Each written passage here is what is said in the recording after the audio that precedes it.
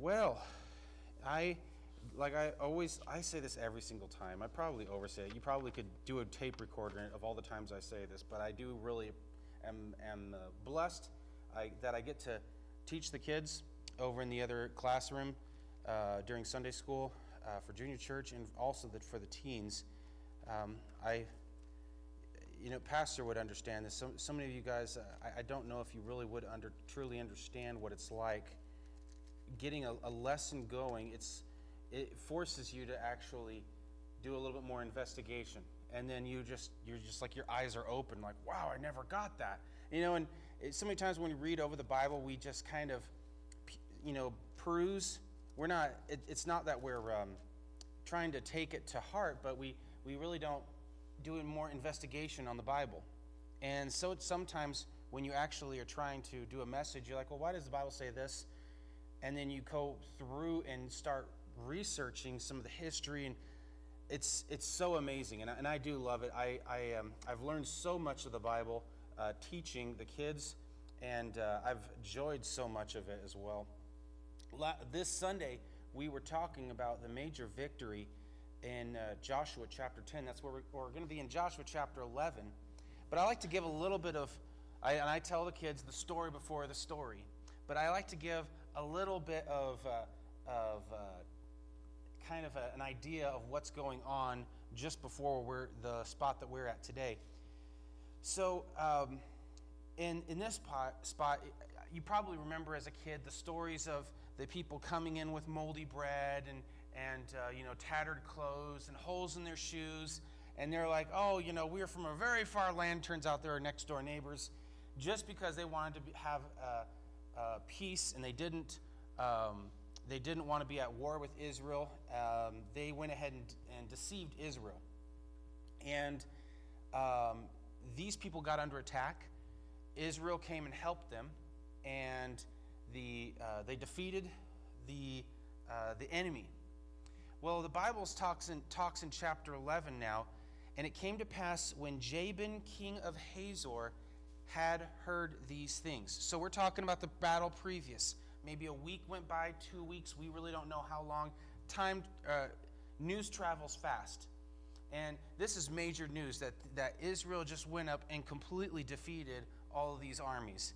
And when Hazor had heard those things, that he was sent to Jabab, and I might butcher the way you say some of these names, but bear with me. Jabib, king of Madon, and the king of Shimron, the king of Ashaph, and all the kings that were in the north of the mountains and the plains south of Chinron in the valley, and in the borders of Dor of the west, and to the Canaanite on the east and the west, and to the Amorites and the Hittites, the Perizzites, the Jebusites in the mountains, and to the Hivites under Hemron in the land of Mizpah. So he's immediately, I guess you would call it like if you were in America, he kind of gets to the war room, so to speak. He starts to consult the neighboring nations around him. And the Bible says, and they went out, they and all their hosts with them, much people, even as the sand that is upon the seashore in multitude, with horses and chariots, very many. Now, I don't know about you, but I asked the kids this this Sunday, who has ever tried to, not so much disprove the Bible, but who's ever tried to count sand? Now, I knew it's a near impossible thing as a kid, but I thought, I want to try to see, because like in my brain, like I'm a little bit of a I don't know why I like doing these sort of games where I like try to figure out, I wonder how much sand is on just this area. And so what I did is I kind of figured out if I made a grid pattern, it would be this much grids, and then if I do and I was pretty young, and I remember thinking if I do a little grid and figure out how much sand is in that grid, I could figure out how much is in the whole beach. And, I remember thinking that, but I never thought about all the problems of trying to count the sand that is on the sea. Now, if you think about this is a lot of sand. Because now we not only have, let's just say we do a little grid. You know what I discovered really quickly when I did a grid? That no matter how far you dig deep, you keep on getting sand. And you know what else I figured out on a grid? When you do that grid pattern, sand doesn't like to go ahead and stay in that grid. It likes to kind of go into the holes, and fill in. So you're constantly digging. But then on top of it, it takes forever to count just a handful of sand, one grain at a time. I remember as a little kid, grabbing, I tried to grab a big thing. I'm like, that's impossible to count. Let me just count this little handful. And I'm over there, 120, 121, and I lost count, and I gave up. We're talking sand that is on the seashore amount of people. When they went up to their observation, if you will, they went up to one of the hillside, one of the scouts were looking, he's probably literally trying to count, and it's just a whole bunch of black dots. And these are all the people, and he's like, I can't even count them. And that's what the Bible's saying. It's literally more than this one person could even fathom, give even close to count. So when the Bible's talking about this, I had to do a little bit of research because I can't tell you how many times I've looked on a nation's map and saw the nation of Hazor. Never once saw that. And I never saw this nation Magdon. I never saw Shimron. I never saw all these nations that they're listing. So I had to do a little bit of research. And you know what I found out? Hazor was the largest, most important site of Canaan. It was 10 times bigger than Jerusalem. They say again, this is people that theorize, they don't know definitively, but they say that it most likely had anywhere from 10 to 15,000 people in the city.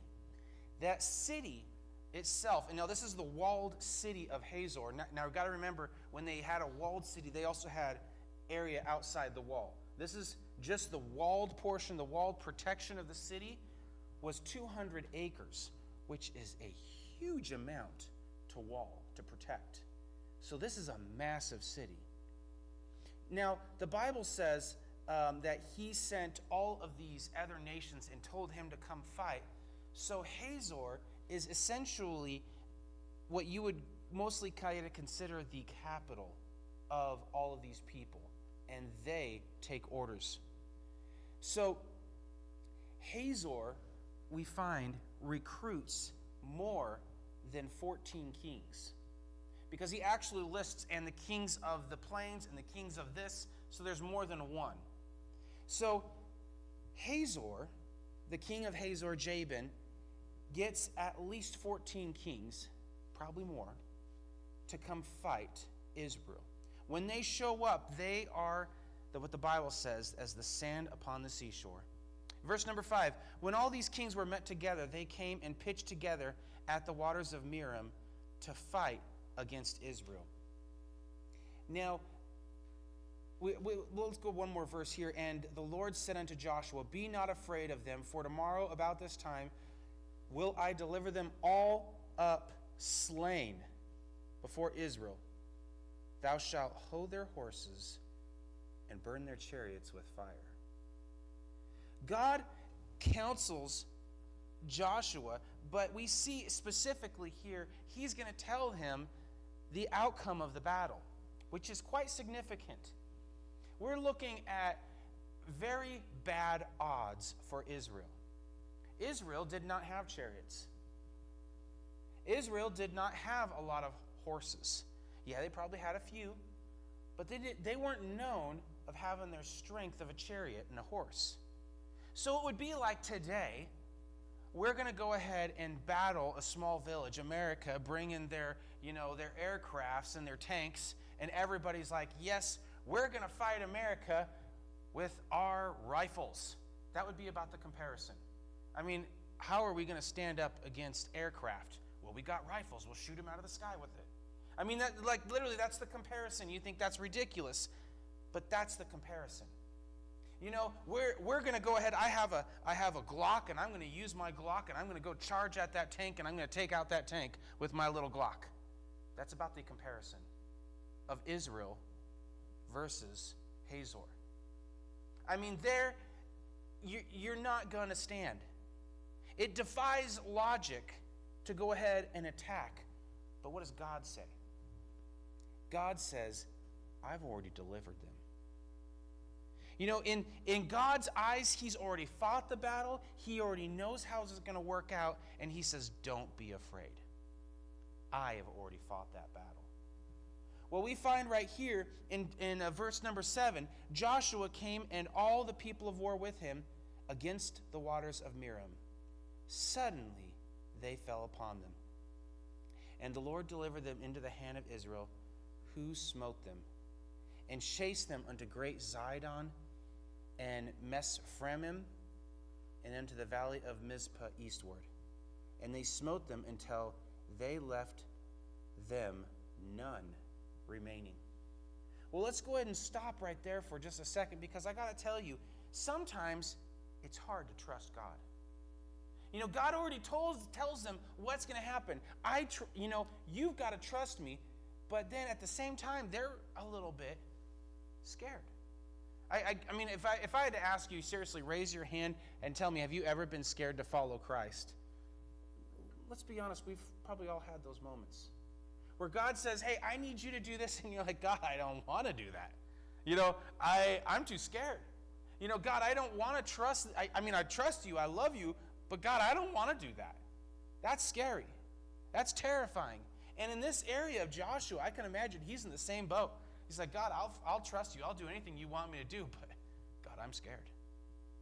If you look at the previous spot, these people, they fought, and they not only killed these 5 kings in chapter 10, but he not only took over all this area, but then this one army, 5 kings, was a big battle, was one thing. But God, have you ever been at that spot where God, 5 kings is one thing, but 15 is another? You might say, God, I trust you with my life, but God, you do realize I need help in this situation. And sometimes we, in our minds as Christians, I know it sounds terrible, but we only trust God to a certain extent. Say maybe hey, I trust God to take care of my car, make sure my car runs and gets me from point A to point B, but I can't trust God with my job. I can trust God with this, but I can't trust God with this. And so I have to work extra hard on this to go ahead and take care of this. We as Christians do that. And it's sad. It really is sad, because God, in this instance, in this that we see here in Joshua chapter 11, we see God really testing Joshua. Are you willing to trust me? Now Joshua, he could have turned tail and ran. Joshua, he could have retreated. Let's get all our families together. It's too dangerous. But Joshua had a choice. Do I follow God, or do I turn tail and run? Now, we find out what Joshua does in chapter 11. Joshua does just what God says. And Joshua, in verse number 9, did unto them as the Lord bade them. He hoed their horses and burned their chariots with fire. Now, there's a crazy story I remember hearing, and I wish it just kind of came in my mind, a weird story, how a group of people, they didn't give the option of retreat. They burned what we would call their bridges. They burned their ships, so that way the sailors couldn't get back. And the only option they had was to fight forward. Crazy person to do that. But this is essentially the same thing they're doing in the eyes of God. God, we've got the most powerful weapon to attack our enemy with, and I'm burning it for you. And that says something. I trust in you more than these chariots, God. And they did a thing called hoeing the horses. Now, there's a lot of speculation on hoeing the horse. Some people say that in the Bible that it actually is a referencing to making sure that the animal can't breed anymore, and that was all they did. But if you look at what the Bible actually says, the word definition, it actually comes to a hoeing, which is called a hamstringing the horse, which is severing that tendon where the hamstring is, so that way the hamstring doesn't work appropriately. So the horse can still run, the horse can still walk, trot, do all these things, but he can't pull a load anymore because of that defective hamstring. So this horse can now roam free like a wild horse. It can run around with the other horses, have a pack, be eaten by lions, doing whatever these horses do in the Middle East at this time period. But it cannot be used for service like it was intended to. So these children of Israel, if they see this horse, they can't grab this horse and rely on the strength of this animal anymore. This horse is no good for anything but to just live its life. And that's what I believe happened. See, God said, I want you to not trust in this horse. I want you to trust in me. So many times I wonder, though, if God does these with us as well. Maybe we even ask ourselves, or ask God, say, God, I really would love to have $1 million. If I was a millionaire, I would serve you better. You guys ever thought that or heard that? I've heard that. I've actually heard that. People say that. If God lets me win the mega millions, I'm going to do more for God. And people, I'm like, really? I fail to see that. Because if you're not doing more for God right now, you're not going to do more for God with more money. That's just going to distract you from God. And these people right here, God gives them these horses, but I want to tell you what he's saying to them. I want you to hoe these horses. It's almost like God's saying, I want you to burn these bridges. I want you to not rely on the horse. I want you to rely on me. So many times we as Christians, we tend to rely on the horse more than we do God. We get some finances and we get maybe a little bit better off. And maybe God gave, and I'm not saying to give up all of your money. I'm not saying that. But maybe God gave you that finance to help out in one specific area. But what do? Well, we go out and, let's go ahead and get a new car and a new boat and a new this and new that. And we don't look at, what does God want me to do with this money? Maybe you want me to invest this money in a different area. It's not wrong to own these things, but did you ask God, is that what you want for me to do? Well, we look at these people here. Joshua, he does exactly what God commands. He hoes the horses. He makes the horse not useful to be fighting anymore. So now he relies on God. I want you to keep your finger, if you can, in that area, because I believe we will be coming back. But I want you to look at one other thing here. We look at Psalms chapter 20, verse 7. And we're going to also look at another verse as well here. This is talking about David here in Psalms.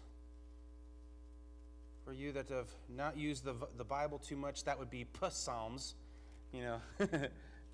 Psalms chapter 20, in verse number 7. And what does the Bible say about this? Some trust in chariots. Now this is from David. Some trust in chariots and some in horses, but we will remember the name of the Lord our God. See, David gets it right. David realizes, I can trust in this mighty animal. I can trust in this. Really, if you look at it at this time, this was the tank of the battlefield. This was the multi-purpose unit. Not only you guys got to remember, when chariots came into the battle play in wartime, they were a force to be reckoned with. At minimum, there was usually 2 horses. You could even have 4 horses if you wanted to on a chariot. And then, let me tell you, that would have been fast. That would have been scary fast because it didn't have suspension back then. And yeah, it would have been a bumpy ride. But these chariots, I got to tell you, when they were talking about some of the chariot strategies I was reading about. What they would usually do is they would have one person that was driving the chariot, so to speak. And he would usually have a weapon as well, spear or a sword. And as they're getting close onto the outskirts of the battle, he would be slashing at people as the chariot's going down. And then the person that was sitting shotgun had an enormous amount of arrows. And they would normally just be the whole time the chariot's going, put another one in, get another person. Get another one in, another person. And they would just be sitting there launching arrows one after another until all of them were gone. I got to tell you, chariots were terrifying in this time period. And can you imagine the ability of having a chariot? This is amazing. You know how much more damage we could do to the enemy with this chariot? We're so much more faster now. We can get around the back of the enemy and reattack. And some will trust in chariots, some in horses. But we will remember the name of the Lord our God. See, he knows what he's doing. David knows. We look in, and there's nothing wrong with owning chariots, but God wants David to see something. We also go ahead and 2 Samuel chapter 8, verse 3 and 4. We see this brought up again. 2 Samuel chapter 8, verse 3 and 4. Now, this is talking about David, and I probably should have brought this one up first, but me and my dyslexism, I went ahead and wrote the other section of verse down before that. But 2 Samuel chapter 8, verses 3 and 4. And David smote also Hadzor, son of Rehob, king of Zobah, and he recovered his border to the river Euphrates. And David took from him 1,000 chariots. I mean, that's a lot. 1,000 chariots and 20,000 footmen. And David hawked, which is the same sort of word, all the chariot horses, but reserved for them 400 chariots. So he just did this as a strategic thing, but you know what he's saying? I trust you, God. I had 1,000 of them, but I'm only going to go ahead and keep just a small portion of these. I'm relying on you for strength. I got to tell you, there's nothing more appealing and pleasing to God than to show God that you trust him. Well, we see Joshua chapter 11, we finish off this part. Now what happens here? In chapter 8, chapter 11 verse 8, God delivers Israel. But then in verse 9, Joshua did to them as the Lord bade it. He hoed their horses and burned their chariots with fire. And Joshua at that time turned back and took Hazor and smote the king thereof with the sword, for Hazor beforetime was the head of all those kingdoms. Now, I got to tell you, we look through, and God blesses. God lets them take an enormous amount of land. And on top of it, yes, it's a scary spot for him because this is the king of the entire area, the head of all these people. And God not only blesses and we see the battle turn for Joshua, but they also gain an enormous amount of land. But the other thing they gain with this battle being won is people are afraid of Israel. Now, I remember there was one president, I think it was a president, said, walk tall and carry a big stick. You know, you got to show that you're not afraid to fight. But if you need to, you have to be able to fight. You know, sometimes walking through, you'll see these joggers and everything walking through a neighborhood. And I don't know if you guys have this in your neighborhoods, but in mine we have these stupid dogs or really owners. But these dogs will try to attack people that are walking. Have you guys seen that? Yeah, okay, so you've seen that too. I've seen it all over the news. I've seen it on YouTube. I've seen it where animals will just go and attack somebody for walking down the street. Now, they have this stick for a reason. You can whop that animal, and they realize that I don't want to mess with this person. But, at least you have a defensive. And you know what? Strategically, it would be smart to have a defensive. Strategically, it would be smart to have those horses. I mean, in time of war, those horsemen would run around. They'd be able to get to attack from behind the enemy while the infantry is essentially slowly accelerating. The chariots. But God said, I want you to trust in me. So they had to essentially give up and say, God, I trust you. You want to know something? It's not an accident. That they said it was, I was reading through the Bible, and somewhere I saw 365 times, and apparently somebody said it's actually 364 times. But essentially, it's crazy. Over 360 times, God says, in a, I guess you'd say a synonym, don't be afraid. God tells us, don't be afraid. Don't despair. Don't be terrified. Don't be faint-hearted. He even says, need not fear. God says that over 360 times. Why? Because he wants us to trust in him. Proverbs chapter 3, verse 5 and 6, we see Proverbs chapter 3.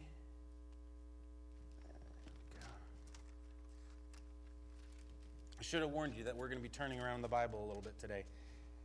Proverbs chapter 3, verses 5 and 6 talks about trusting. Trust in the Lord with all thine heart. Now, I got to pause it here real quick. How do you show God that you love him? Is by trusting him. Now, I use this analogy a multitude of times with the kids, and I remember, now I was not a good swimmer. I really wasn't. I still not. But I mean, I can float now. I don't sink anymore. I've learned that special skill with swimming. But I got to tell you, I remember as a young kid that I wanted to go out with my family into the deeper water. And my dad, I had everything on. I mean, I had all the safety protection on. I had an inner tube, I had the life vest, and I had a couple of floating noodles, but that was still very scary because I could still sink with all of this in my mind. Because, when you get in there, the water still comes up to you, and so I'm afraid that I'm going to drown. And I remember my dad saying, come on out. And I remember looking at him thinking, no. And he was like, no, jump and I'll catch you. And I still remember looking at him and being like, yeah, that ain't going to happen. And I remember him finally, those moments when dads, some of you dads probably know, when you get that look, like you're getting ready to go ahead and get angry with us, I said do it, and I was like, okay, and yeah, I remember that moment was the moment that I was like, all right, fine. I finally had to trust in my dad. But God, he's at that spot with us saying, just trust me. Well, right here, we learn that God wants us to trust him. Trust in the Lord. Verse 5, with all your heart, and lean not to your own understanding. That means, hey, if it makes sense, that's not going to please God if it makes sense. It's going to please God if you have to trust in him. Trust in the Lord with all your heart and lean not to your own understanding. Don't do it where it makes sense. Just trust in him. In all your ways acknowledge him, and he will direct thy paths. God doesn't do what's comfortable. God doesn't do what's convenient. God does what he thinks is best for us to build us. Now we find in Romans chapter 8, and this is I believe the last one here. Romans chapter 8, and verse 31.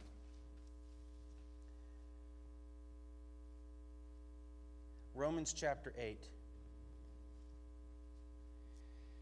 We see in verse 31, it says, "What shall we say to these things? Moreover, if God be for us, who can be against us?" Who, and one person said, and like in a song, if God be for us, who can stand against us? Who could at any moment stand up against God? You know, God wants us to trust him, but I gotta tell you, when looking back, it's a lot easier. Oh, I don't know why the children of Israel didn't trust God. It was so obvious. But, they didn't have the Bible to look back on. They just had to trust blindly. They had some of the most amazing trust, if you really want to be honest. These children of Israel, where we make fun of, oh, why didn't they do this? And they probably looking at us like, good grief, guys. You've got the whole Bible. How could you not realize how powerful God is? How could you not trust him with your whole heart? Well, I got to tell you, God can be trusted. This last part, I was looking through some of the times that God did some of the most amazing things. If you want to, as a Christian, trust God, I gotta tell you, you've got more than enough content of how you can trust God. God stopped the waters of the Jordan for Israel to walk over. They walked on dry ground, something that doesn't happen. They walked on dry ground on the Jordan. They walked on dry ground on the sea. God killed enemies with hailstones. Hailstones.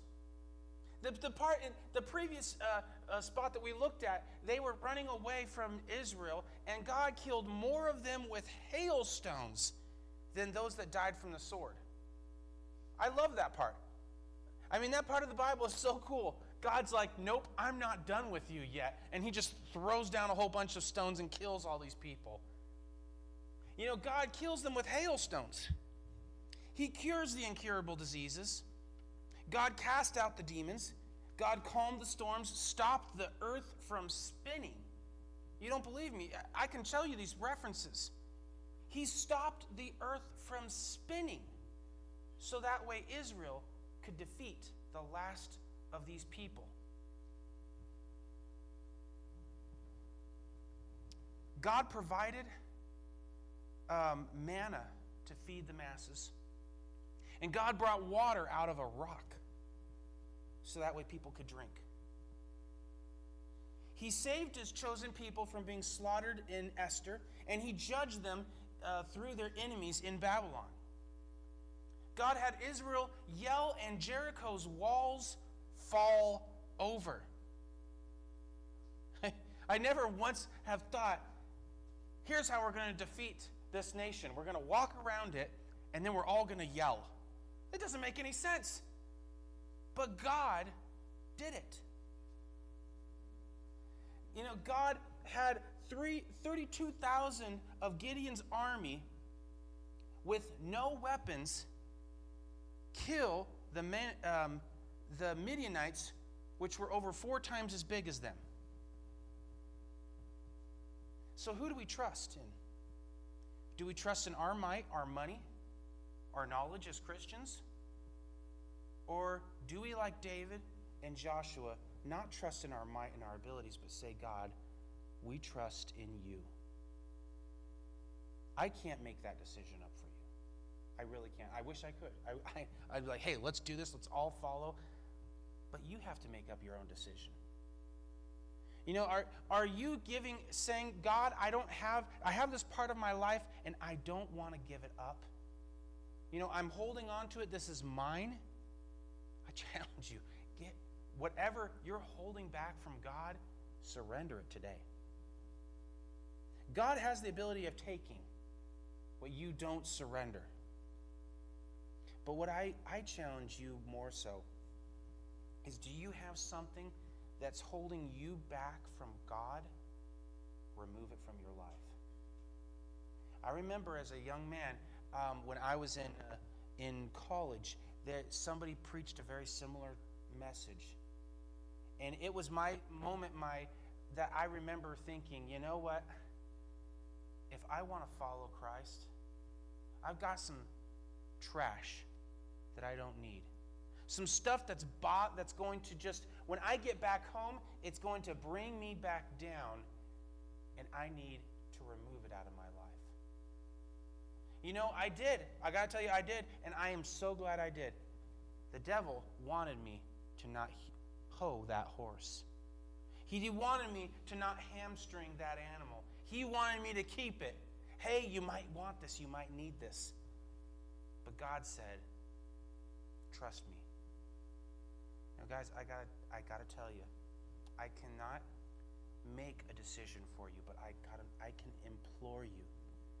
If you're holding anything back from God, if you're holding any sin back from God, I challenge you to surrender it to God right now. You know, you never know. Maybe that sin that you have, that you're harboring in your heart, is just like the battle of Ai that's prevented Israel to go further, it's prevented the church to go further. I challenge you, give up. If you have anything that you're holding back, give it back to God. Don't let the devil use you to be a hindrance to the gospel. Give it to God now before it's too late. Let's go ahead and pray.